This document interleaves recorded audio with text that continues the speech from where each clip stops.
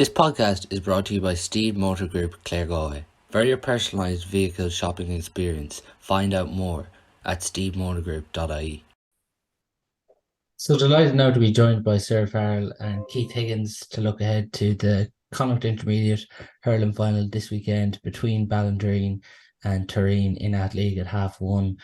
The winner will win the Connacht Championship and advance into the All-Ireland semi-final against the Munster champions. So a lot at stake for both clubs this weekend. Keith, coming to you first, seeing Tooreen in a final again, does it hurt every year? Yeah, it doesn't get any easier. There's no point saying otherwise. But yeah, look, anytime you see your rival has been successful like that, it spurs something in you, I suppose. But look, you have to call a spade, and look, they probably deserve to be where they've been the last number of years. I think is it 4 kind of titles they have now at this stage, and yeah, like I said, it's I think you go back probably 10, 12 years ago, I think we got to 4 kind of finals and we lost them all, whereas they've got to 4 and they've won them all. But it just shows the quality that they have. In fairness, they're a good side, and yeah, I'd say they won't be far off there. They'll probably be favourites again this Sunday. This good for Mayo Ireland, do you feel? I'm kind of torn on that one, to be honest. It's good for Tooreen hurling. You see it in their underage. Their kids are going to Connacht finals and All-Ireland finals or in semi-finals every year, and they have heroes to look up to, and it can drive things on for them. Their underage is strong again the last number of years, so it's good for Tooreen. I suppose, look, we won't know if it's good for Mayo hurling for the next couple of years when we see if the standard can kind of raise up with the other clubs. We've kind of been struggling the last 3 years to keep up with them. And look, there has been some new clubs, adult clubs starting in Mayo in the last few years, which you hope can kind of lead on to something else. But I suppose no more than the debate that's going on about the moment, but the 5 counties being rejected from the National League, it's development of those clubs, it's a bigger picture and it's a bigger discussion. So you kind of have to hope that seeing a club like that being successful will drive every other team on, but only time will tell, unfortunately. Just something there Keith touched on, Cyril, about the 5 counties possibly being excluded from the National League. It's ludicrous, really, isn't it? Yeah, I wouldn't agree with it at all, Paul. Like every player loves to put on his county jersey, and if you don't let these teams compete in the league, like what do the young lads look up to, and like how do you keep going? It's okay, say in the championship, but how do you keep going for the championship? And like they're putting an embargo of say that you have to have 5 clubs. Like all of a sudden they have this thing, you have to have 5. But you're like when you have 4 or 5 or 3, you're like early on in the annals of the GA, it was only 1 club representing a county. Like to me, like it's the wrong way. It sends out the wrong message completely. I know it costs money, but like if you're talking about promoting the game, like to me, you just can't do that. I think that's a very retrograde step, and I hope that Central Council, in their wisdom, don't let it get through. Yeah, I think everyone's along the lines from anyone that's spoken about that during the week. So hopefully, common sense can prevail here. Just on Ballinderreen, sir. They've been doubted a lot in Galway throughout the year. There was doubts going in against Ceylon in the semi-final. They came through that with ease, you could say, in the end. There was doubts against them against Tina Aberdeen in the final, and they came up trumps with another performance. And again, this weekend, there's going to be doubts about them coming in against the reigning Connacht champions, Tooreen, who are going for 4 Connacht titles in a row. But they seem to relish this underdog tag. Yeah, Paul. To just step back a bit, like 2 to 3 years ago, they played Teen Aberdeen in a relegation battle and they were beaten a point. Now, on that day, they missed a few frees. And this year in the championship, they're kind of gone from strength to strength. They got caught early on by Kinvara. Conor Whelan had a brilliant game that day, nearly beat them on his own. And after that, they start picking up again. Look, they have a good, very balanced team. Like starting the goals, Michael Kelly. Very, very seasoned. They would have played underage for Galway, played top college stuff for LIT. This guy is a good keeper.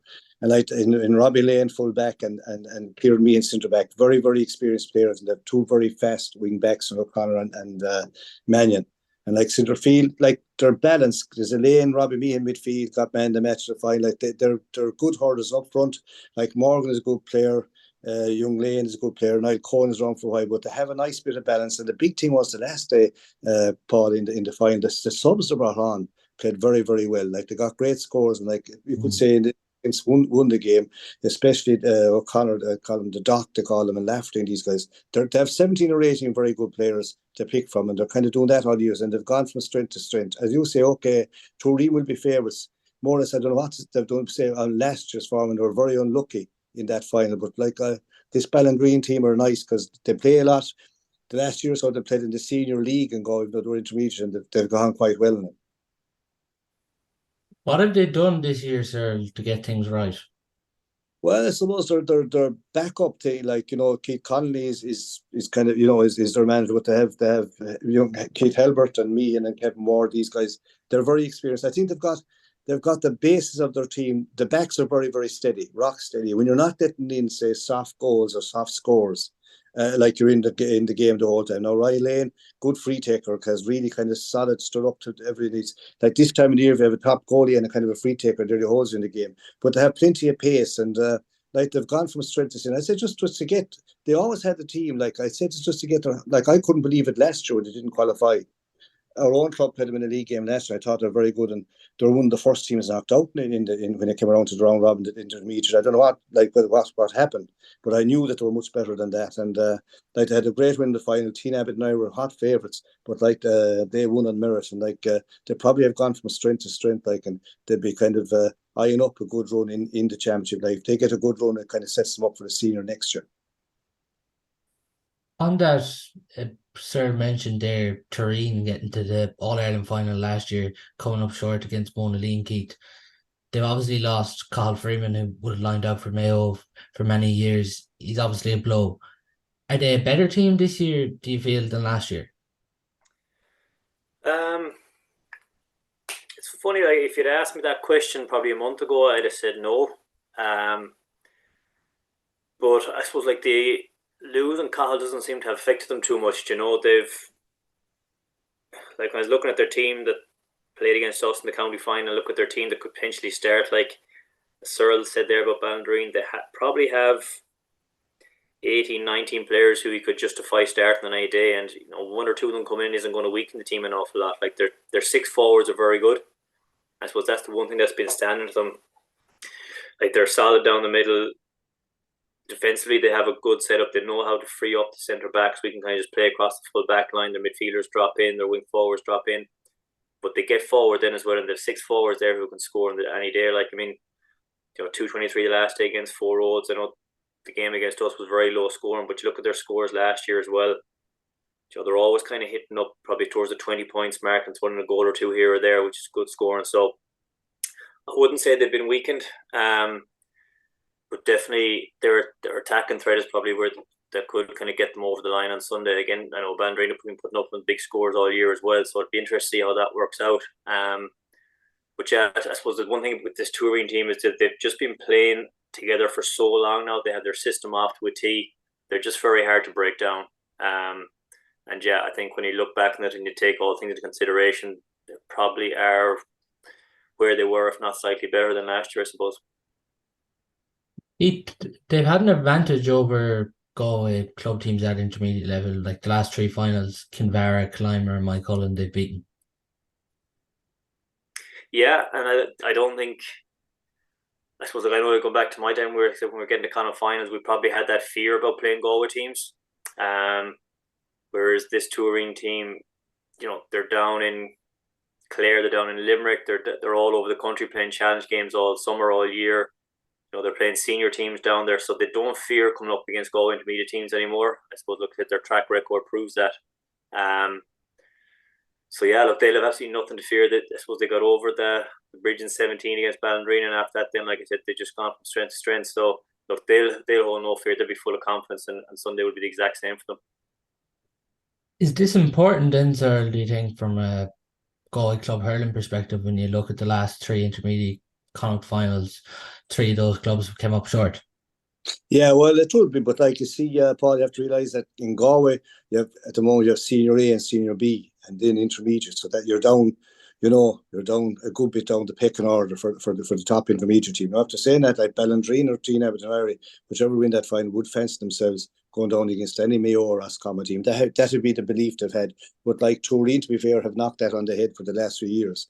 And as you know, as Keita said there, like they have a system and they're very, very good at it and very used to it. Like it's a bit like Ballygunner if you look at them closely. Like they have a very good system as well. And you know, you'd wonder, like looking at Ballygunner, someone said to me the other day, well, how many would be on the county team? And it's just that it's the way they play. It isn't how, you know, they mightn't have that many in a county set up at all, but it's the system they have now. And Tooreen are the very same. Watched the match last year, they're very, very unlucky.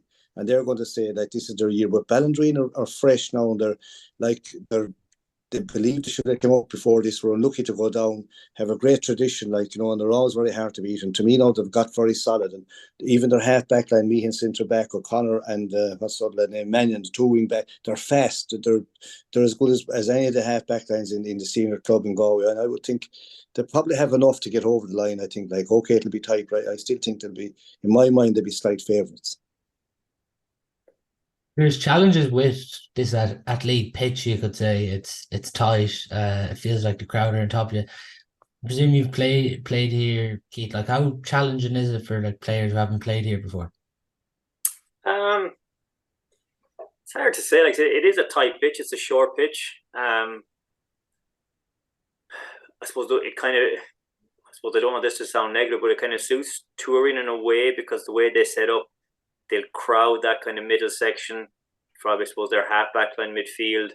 Like I said, they'll free up Stephen Coyne, the centre back, just play across the middle. So it suits the way they set up defensively. But in fairness, the one thing they are very good at then is creating space in their own forward. And like I said, their wing forwards will drop small bit deeper, but they'll come late then to the attack, and then they'll leave space for Shane and Owen Delaney inside. And like I said, the system they have, the crossfield ball, the boys know where the ball is going to be delivered. So I suppose it just depends on how Ballinderreen adapt to that, and how much homework they've done, and how Tooreen play and how they've set up. I think sometimes in previous years they would have come down, maybe taking Tooreen for granted, and they've just gone out and kind of hurled away. Whereas I think they need to kind of have a bit more homework done on who their matchups are going to be against it. Like I said, the likes of Shane Boland and Owen Delaney and Fergal Boland, because these guys will cause trouble against any player. So if Ballinderreen have their homework done and they're set up well, you know, they could limit what Tooreen can do going forward. But if they just go out and expect to hurl, you know, I suppose they found out in 17 that doesn't always work against Tooreen. So, but I think their manager, I think, might have been playing or was involved in 2017 as well. So by all accounts, he should be all ready for them this time. You're right there, Keith. Like, they won't be taken. You see, before the Galway team go down, we think they were going to win. You know, no matter who they're playing down, it'll be Mayo or Roscommon. Like, they'd have this feeling going down. But now, with Tooreen's very good run, they'll be the boys will be studying the videos, like, you know, and they'll be kind of trying to see how they do play, because they'll have to take them as a very serious team. And like, over the past year, they'd have Galway fellas going down coaching Tooreen. They've got them different fellas, Nigel Shaughnessy. There'd be always nearly a Galway fella involved as well. Now, in the Ballinderreen setup, they have their own fellas like me and Helbers. They're all involved, Connolly, but they would have a kind of an up-and-coming coach in Galway called Kevin Ward. He'd be coming from the background of the Sarskies club in Galway, great hurling team, and would be very much into the coaching. So I would think that they'd be kind of ready for, or should be ready for Tooreen, because they can't take it for granted, and they'll know the way they play. I know you're saying about the pitch, but like that shouldn't bother Ballinderreen that much. Like, you know, I suppose on the day, a lot will depend on if the ref lets them flow and a few breaks here and there, and that's the way it is this time of year, I suppose, anyway. Cyril, on that, Keith references Ballinderreen were here in 17 against Tooreen, and they came up short. So, and you could even hear that after the county final, the players were alluding to it, that they wanted to push on in Connacht. Yeah, and like their control or the discipline that day wasn't great. Like, they have straightened up a lot. Like, and you even saw last weekend there was the tip team Kildangan. Like, they can't afford like to say kind of loose prod or a loose belt. Like, when it gets to this round, like the umpire or the linesmen are going to be refs. They're going to call, you know, they had two lads sent off.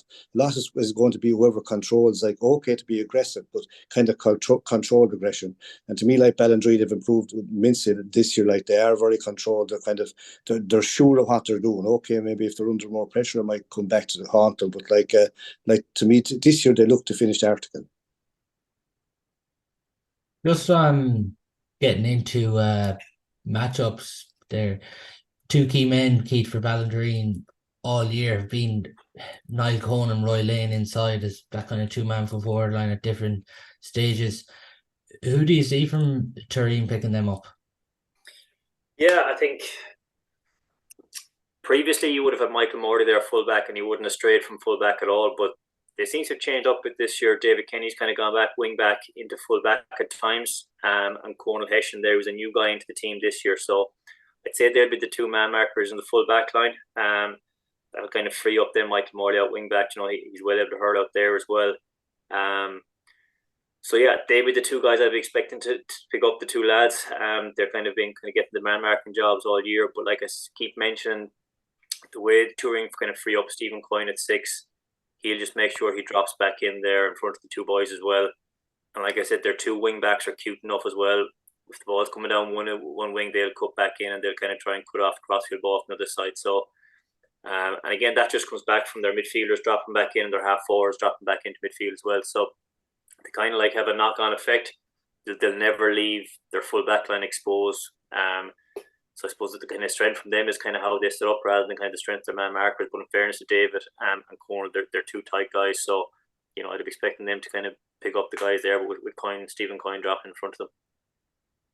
With that, sir, Evan Morgan's been key to Ballinderreen this year in the half forward line. Yeah, he's a good bit of stuff, has a good bit of pace. His father was a very good soccer player with the school in Loughrea in my time. Hard a bit of stuff, didn't play that much hurling, but was hard. The dad is much the same. Does a lot of work, but I think Ballinderreen might play like what Keith is suggesting there, like say the centre back kind of dropping deep, which you can do. But you'll find that Ballinderreen might play a ball short to Morgan rather than long, and let him like kind of shoot from outside rather than working the ball, hitting it long in front of the full back. You'll probably find that the centre back's going to mop it up. They'll try to go down the wings, but mainly they might even play the ball short to the centre forward because their centre back is going to go back in. Morgan can go out, play it short, and kind of score from outside, which he's inclined to do anyway, but it'll be intriguing, and it's all kind of like there'll be a lot of little subplots, there'll be a lot of little game plans going on, so far, Ballinderreen have answered all the calls because, Teen Abbott and I were quite good as well and put up a big score and, at times looked to be that they were going to win it. And yet, Ballinderreen, mainly with their subs, they really, really played very well. And that's why I think that as Keith's saying that Tooreen have the 17 rating, so have Ballinderreen. There's no doubt about it. The Gill started the last day. I think Kieran Ryan came on and Mannion came in, and with the 15 they have, that's 18 players, and they're all useful. They have won the last. They've been very competitive at underage for the last few years and have great pace in some of the young lads, which is kind of nearly vital in the modern day hurling.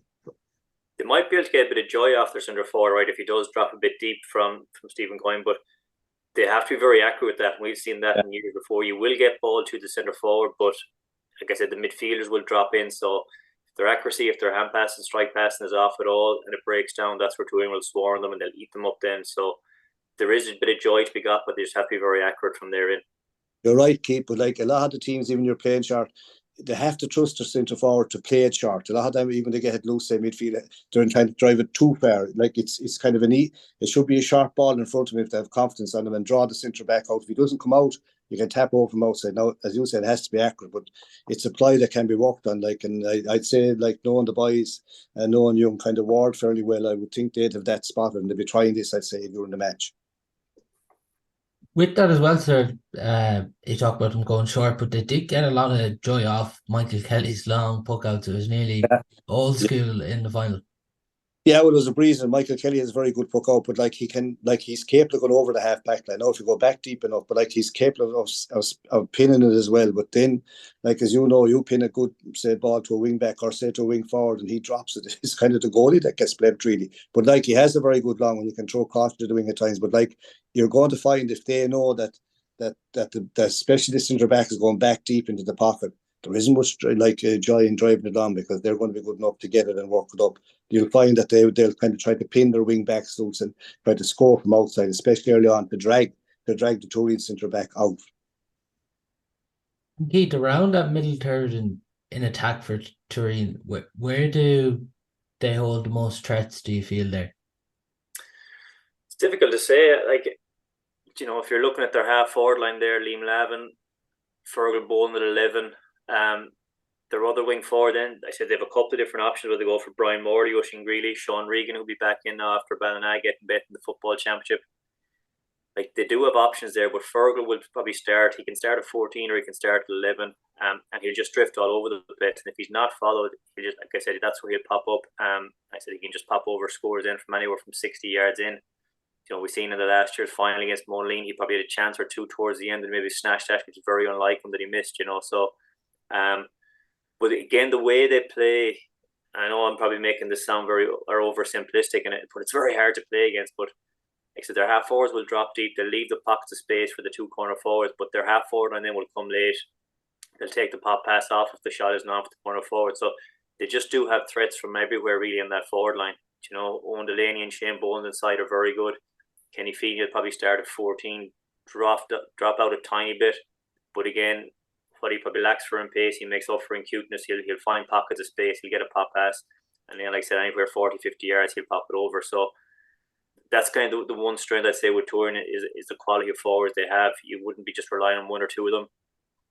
They do have 6 quality forwards there that can score. So, like I said, the half forward line, it's very, very mobile. It's not a big half forward line, bar Sean Regan. It's not a real ball winning half forward line, but just it's their movement that kind of gets them out of a lot of trouble and creates so much scores for them. I get the sense by listening to you there that this Tooreen forward line has a really strong running game there, and they're going to drift back. If you're Ballinderreen there, do you sit or do you go and follow this half forward line? Yeah, and that's the kind of question we've kind of been probably struggling with a bit the last number of years. I think there's certain players you have to follow. Like I said, you have to follow Fergal Boland. Shane and Owen, like I said, inside have to be marked, but then the other two wing forwards, do you let them go back and sit? They do try and leave pockets of space either side, especially from the puck out, so your wing backs probably have to stay and hold that space. So it can be a tricky one, but you need a lot of help then from your midfielders and wing forwards, because as the wing forwards drop deep, that's when they'll kind of come late, and if they're not tracked, like I said, they'll get on the end of move. So it's a tricky one. If your wing backs are going to stay, like I said, they need a lot of help from their midfield and their half forward line. So I'm not kind of sure what style Ballinderreen usually play. But again, I suppose it's just they're going to have to kind of go with whatever they want to go with it and trust it and make sure they stick to it, because if they get caught in no man's land, that's what they'll get caught out. On that, sir, David Mannion at wing back this year for Ballinderreen, like a really pacey player. Yeah. He seems like a man, like Fergal Boland is key. We've all seen him with the Mayo footballers. We've seen him with the Tooreen hurlers. That seems like a matchup that could happen this weekend. Yeah, I think they'll have matchups done. As Keith says, they'll have to, but they will probably, like Mannion has pace to board. They have a nice blend. They have some very young fellas have great pace, and some of the older guys are willing to hurl. But like also as well, like to cut out the space, you'll probably find that at times Ballinderreen will play with a kind of call him a sweeper or an extra back. Now that means they're a man short up front, but they'll be well used to playing only 5 up front. That wouldn't affect them, and I'd say early on, especially, they'll just kind of make sure that Tooreen don't get a kind of real fast start and kind of stay in the game. Brendan Burke's kind of been the main man then in the full back line for the matchups as well, sir. Yeah, he's a good hurler. He's a good hurler, and like Hugh Mylan. So, like you see, also Kieran Meehans are very good hurlers. These guys are very experienced. Robbie Lane, they're around the while. Meehans and Lane, very, very good. Up front, Niall Cohen, full forward. Like he's a mature player at this stage, but usually he gets a chance to score a goal, that he'll get it. He won't miss the chances. Like they've other lads doing the work, but they're strong at the back. As you said, Brendan Burke, Lane, and Mylan in the full back line. The boys in the half back line, Mannion O'Connor, the 2 wing backs are fast. Kieran Meehan, solid, very good hurler. I'd expect him now to kind of drop one back kind of deep, and just as Keith says, the wing forwards have to work hard to be back tracking. They can't afford to have him come loose, but you'll find if you're playing a sweeper, if he's good at reading the game, okay, he can kind of hold you in the game and set up attacks, even though you're going to be short one up front. Is Daniel Huan in the middle, Keith? Is he key to shutting down? Yeah, he's been playing excellent for them the last kind of 2 years. Like he's just got a big engine on him. He'll run all day. And like I said, he just kind of really links that kind of half back and half forward line. He's the one that'll do the running all day long. He'll pop up for a score or two. In fairness to him, he's brought that to his game the last year. And that kind of allows then Sean Kenny just to kind of nearly sit around the middle, get ball off the half back line and deliver it inside. So it's the work rate of Daniel Vaughan and Liam Lavin at wing forward, and either Brian Morley or Sean Ring, the other wing forward, that kind of allows kind of Sean Kenny that time to get the ball in, and allows for a good ball in that kind of space to get into. So yeah, Daniel Vaughan's kind of come on an awful lot in the last 2 years, and said it's just his fitness around the middle is a big help to them. Do you expect Ballinderreen there to crowd the middle then, sir? The way, like, that's going to happen every game now, Paul. Yeah. Like, it happens every game. Senior, intermediate, junior, it's crowded anyway. But like Ballinderreen and Robbie Meehan, and anytime I've seen playing this year, his work rate is phenomenal. Like, again, he'd be from kind of a strong traditional hurling. Like the Meehan family would be synonymous with Ballinderreen, the more than the Lanes and these guys. Like, these guys will die for the jersey, and like they'll see a great chance now after qualifying. Like kind of a very dodgy start to their campaign, but then went from strength to strength. Semi-final and final, they really kind of blew. They took their chances and looked very, very good. Sean Meehan going well, Lafferty coming on and off, like as you say, Morgan the forward. They're balanced enough, I would think. No one, Kevin Ward, they'll have their homework done, but they'll have to have their homework done, because you just can't, as Keith says there, just can't kind of go out and just hope for the best against Tooreen. You'll have to have your game plan right. So just on final predictions here, Keith, coming to you first. Who's going to win and why?